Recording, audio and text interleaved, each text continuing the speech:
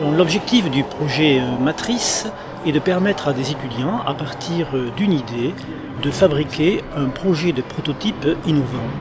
Nous avons créé une UE de 25 heures qui regroupe des étudiants de spécialités différentes et d'universités différentes.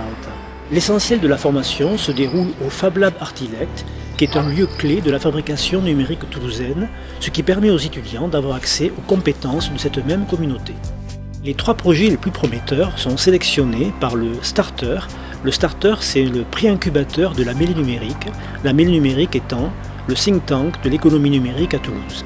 Le dispositif mis en place se structure de la façon suivante.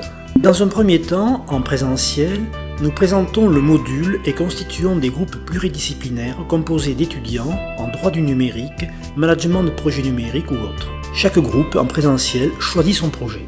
Dans un deuxième temps, pendant 1 mois et demi, l'intégralité du SPOC est mise à disposition des étudiants et un contrôle régulier des connaissances est effectué en ligne grâce à des QCM non obligatoires. Dans un troisième temps, en présentiel, les étudiants réalisent leurs projets dans les ateliers. 5 séances sont étalées sur 2 mois. Elles sont ponctuées par un rassemblement permettant de faire le point sur l'avancée des travaux. Tout au long de ces ateliers au Fab Lab, les étudiants sont accompagnés et soutenus par un enseignant, un Fab Manager, un incubateur de start-up. Ils peuvent aussi solliciter une équipe support technique ou les futurs usagers de leur projet. Enfin, chaque projet est présenté individuellement et fait l'objet d'un dossier qui est évalué. Ce dispositif a permis de créer de nombreux prototypes innovants.